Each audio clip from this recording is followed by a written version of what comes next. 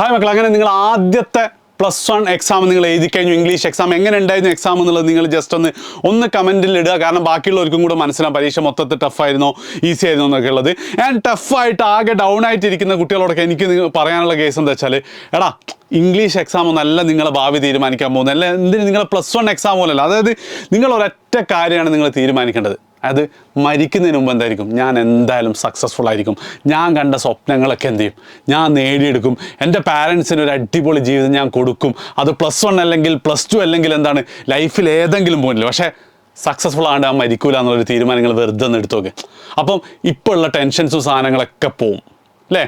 അത് എന്ത് വന്നാലും എന്താണ് ഞാൻ രക്ഷപ്പെടും. ഞാൻ ഒരു കാര്യം കൂടെ നിങ്ങളോട് പറയട്ടോ. അതായത് ഞാൻ ഒരുപാട് ആൾക്കാരെ ലൈഫിൽ ഭയങ്കര സക്സസ്ഫുൾ ആയിട്ടുള്ള ആൾക്കാരൊക്കെ ഉണ്ട്. അവർക്ക് 10ാം ക്ലാസ്സിൽ എത്ര മാർക്കാണ് അല്ലെ +1 അവർക്ക് ഫുൾ A+ ഉണ്ട് ഒന്നും നമ്മൾ നോക്കാറില്ല. പക്ഷെ അവർക്കൊക്കെ ഉള്ളൊരു മൈൻഡ് സെറ്റ് എന്ന് പറഞ്ഞാൽ എന്ത് വന്നാലും രക്ഷപ്പെടും എന്നുള്ളതാണ്. ആ സാധനം ഇപ്പോൾ ഒന്ന് ഉണ്ടാക്കി ഒന്ന് ആലോചിച്ച് നോക്ക്. ആൻഡ് ആലോചിച്ചതിന് ശേഷം അടുത്തത് എന്നാ ഓക്കെ ഇനി എന്ത് ചെയ്യണ്ട, +1 ഒന്നും പഠിക്കേണ്ട എന്നല്ല.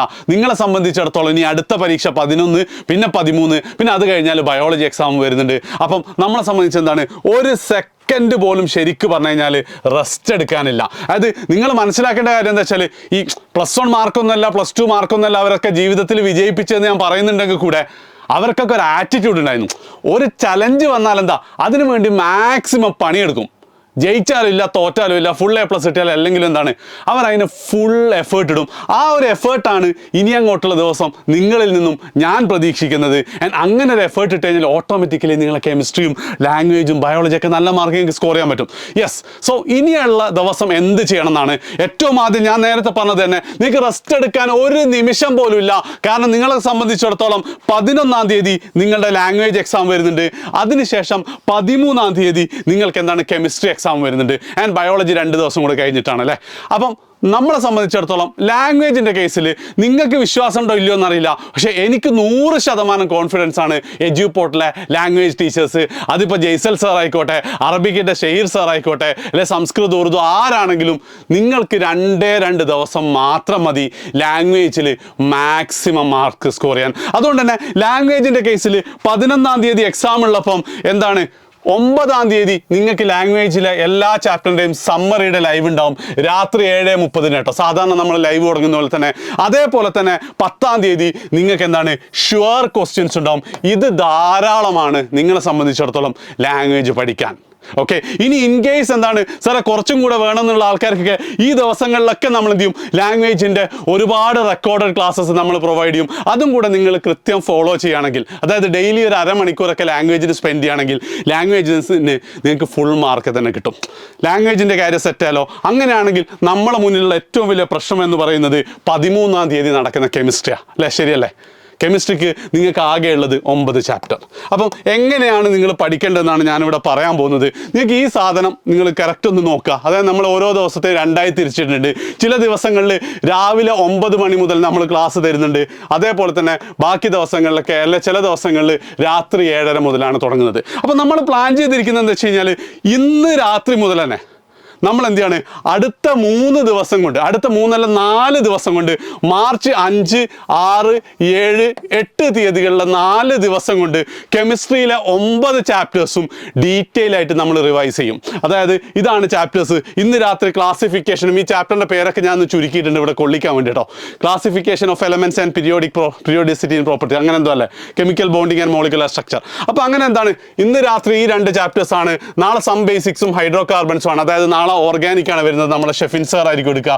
നിങ്ങൾക്ക് ഓർഗാനിക് വേറെ ഒരു സ്ഥലത്തൊന്നും ഈ ലെവൽ ക്ലാസ് കിട്ടാൻ പോകുന്നില്ല, ഞാൻ ഉറപ്പ് പറയണം. ഞാൻ നെക്സ്റ്റ് അടുത്ത ദിവസം 3 ചാപ്റ്റർ, പിന്നെ 2 chapter, some basic concept of കെമിസ്ട്രിയും അതേപോലെ തന്നെ സ്ട്രക്ചർ ഓഫ് ആറ്റം. അങ്ങനെ 9 ചാപ്റ്റേഴ്സും ഇന്ന് നാളെ മറ്റന്നാൾ അതിൻ്റെ പിറ്റേന്നായിട്ട് നിങ്ങൾക്ക് പഠിച്ചു തീർക്കാൻ പറ്റും. ഇത് കൃത്യമായിട്ട് ഫോളോ ചെയ്താൽ മാത്രം മതി. ആൻഡ് ഇതിന് ശേഷം 9ാം തീയതി രാവിലെ എന്താണ് ഈ 9 ചാപ്റ്റേഴ്സിൻ്റെയും ഒരു ഫുൾ മാരത്തോൺ, ഈ പഠിച്ചതൊന്നും കൂടെ കൃത്യമായിട്ട് റിവൈസ് ചെയ്യാൻ വേണ്ടിയിട്ടുള്ളത്. അതിനുശേഷം നിങ്ങൾ എന്ത് ചെയ്തോ, ബാക്കി നിങ്ങളുടെ ലാംഗ്വേജസിന് വേണ്ടി സ്പെൻഡ് ചെയ്തോ. ഓക്കെ, ആൻഡ് കഴിഞ്ഞു. 11-ാം തീയതി ലാംഗ്വേജ് എക്സാം കഴിഞ്ഞാൽ 11-ാം തീയതി രാത്രി നമ്മൾ എന്ത് ചെയ്യും, ഓർഗാനിക് കെമിസ്ട്രിയുടെ ഈ 2 ചാപ്റ്ററിൻ്റെ ഒരു ക്വിക്ക് റിവിഷൻ നമ്മൾ തരും. അതേപോലെ തന്നെ 12-ാം തീയതി ബാക്കി ചാപ്റ്റേഴ്സ് ഇല്ല, 7 ചാപ്റ്റേഴ്സ്, അത് പകലാണ് കേട്ടോ. പകൽ 12-ാം തീയതി രാവിലെ 9 മണി മുതൽ 7 ചാപ്റ്റേഴ്സിൻ്റെ ഒരു ക്വിക്ക് റിവിഷൻ, അതായത് ഇവിടെ പഠിപ്പിച്ചതിനേക്കാൾ കുറച്ചും കൂടെ സ്പീഡിൽ എന്ത് ചെയ്യും, ഒന്നും കൂടെ നമ്മൾ പഠിപ്പിക്കും. ആൻഡ് ഏറ്റവും അവസാനം 12-ാം തീയതി, നിങ്ങളുടെ പരീക്ഷ 13-ാം തീയതി ഉണ്ടാകുമ്പോൾ 12-ാം തീയതി രാത്രി 7:30 മുതൽ ഒരു full chapter quick revision sure questions എന്താണ് നമ്മൾ പറഞ്ഞുതരും. ഇങ്ങനെ കെമിസ്ട്രി നിങ്ങൾക്ക് മൊത്തത്തിൽ തീർക്കാം. ഇവിടെ 2-3 ക്വസ്റ്റ്യൻസ് ഉണ്ട്. ഒന്നാമത്തെ ക്വസ്റ്റ്യൻ, അല്ല ഒരു കാര്യം കൂടെ ഞാൻ പറയാം. സാധാരണ നമ്മൾ ഉള്ളതുപോലെ തന്നെ എക്സാമിൻ്റെ അന്ന് എപ്പോഴും എന്തുണ്ടാവും, റോക്കറ്റ് റിവിഷൻസ് ഉണ്ടാകും കേട്ടോ. ഉദാഹരണത്തിന് 11-ാം, ഞാനിവിടെ കാണാൻ ഭംഗിയില്ലാത്തതുകൊണ്ട് ഒഴിവാക്കിയതാണ്. 11-ാം തീയതി പുലച്ചയ്ക്ക് എന്താണ് റോക്കറ്റ് റിവിഷൻ ഉണ്ടാവും ലാംഗ്വേജസിൻ്റെ. അതേപോലെ തന്നെ 13-ാം തീയതി ഉണ്ടാവും. അത് ഒന്നാമത്തെ കാര്യം. രണ്ടാമത്തെ കാര്യം, പെയ്ഡ് സ്റ്റുഡൻസിൻ്റെ കേസിൽ നിങ്ങൾക്ക് ഓൾറെഡി നമ്മൾ എന്ത് ചെയ്തിട്ടുണ്ട്, ബയോളജിയും കൂടെ ഈ ഡേറ്റിൽ കവർ ചെയ്യാവുന്ന രീതിയിൽ നമ്മൾ ഈ സമയങ്ങളിൽ നിങ്ങൾക്ക് പെയ്ഡ് സ്റ്റുഡൻസിന് വേണ്ടിയുള്ള ബയോളജിയുടെ റിവിഷൻ ലൈവുകൾ നമ്മൾ പ്രൊവൈഡ് ചെയ്യുന്നുണ്ട്. അത് ആസ് സച്ച് അതേപോലെ തന്നെ എന്ത് ചെയ്യും, നിങ്ങൾക്ക് ആപ്പിൽ കൂടെ നടക്കുന്നതായിരിക്കും. അത് അതേപോലെ തന്നെ നിങ്ങൾ പഠിക്കാത്ത ചാപ്റ്റേഴ്സൊക്കെ അതേപോലെ തന്നെ എന്ത് ചെയ്യും, നിങ്ങൾ ഫോളോ ചെയ്യുക. ഇനി ഏതെങ്കിലും ഒരു പോയിന്റിൽ, ഉദാഹരണത്തിന് ആകെ 2 ദിവസങ്ങളിൽ മാത്രമേ എന്തുള്ളൂ നമ്മൾ പകൽ നിങ്ങൾക്ക് ബാക്കി ലൈവുകൾ കൊടുക്കുന്നുള്ളൂ. ആ കേസിൽ എന്തായിരിക്കും, ഈ പബ്ലിക് ലൈവും നിങ്ങളുടെ ലൈവും എന്ത് ചെയ്യും, ഇന്റർസെക്ട് ചെയ്ത് ഒരുമിച്ചായിരിക്കും ഉണ്ടാവുന്ന മാത്രമാണുള്ളത്.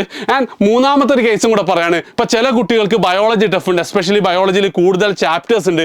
അങ്ങനെയാണെങ്കിൽ എന്ത് ചെയ്യണം എന്ന് വെച്ച് കഴിഞ്ഞാൽ, മക്കളെ നിങ്ങൾ ആലോചിച്ച് നോക്ക്, ഈ ദിവസങ്ങളിലൊക്കെ, ഈ 4 ദിവസങ്ങൾ, ഇന്ന് കഴിഞ്ഞില്ലേ, ഈ 3 ദിവസങ്ങളിലും നിങ്ങൾക്ക് എന്തുണ്ട്, നിങ്ങൾക്ക് പകല് വേറൊന്നും പഠിക്കാനില്ല.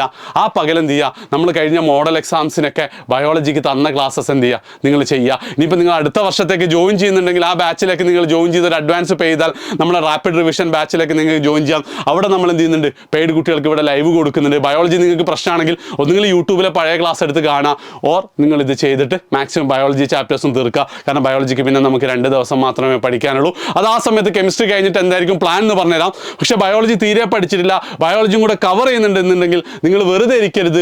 ഈ പകൽ സമയത്ത് ബയോളജി ക്ലാസ് എന്ത് ചെയ്യുക, ഉറപ്പായിട്ടും കാണാം. പെയ്ഡ് സ്റ്റുഡൻസിൻ്റെ നമ്മളെ ലൈവുകൾ കൃത്യമായിട്ട് അതേപോലെ തന്നെ ഫോളോ ചെയ്യുകയും ചെയ്യുക. ഇനി നിങ്ങൾക്ക് എന്തെങ്കിലും ഡൗട്ട് ഉണ്ടെങ്കിൽ നിങ്ങൾക്ക് കമൻറ്റ് ചെയ്യാവുന്നതാണ്. ഒരിക്കൽ കൂടെ പറയാണ്, this is not the end but this is just the beginning. അതായത് നിങ്ങൾ ജീവിതത്തിൽ വലിയ വലിയ ഉയരങ്ങളിൽ എത്താൻ പോകുന്നതിൻ്റെ തുടക്കമാണിത്. അതേ രീതിയിൽ ഇതിനെ കാണാം. വെറുതെ ഇരിക്കരുത്, നന്നായിട്ട് പഠിക്കാം. All the best. ബൈ.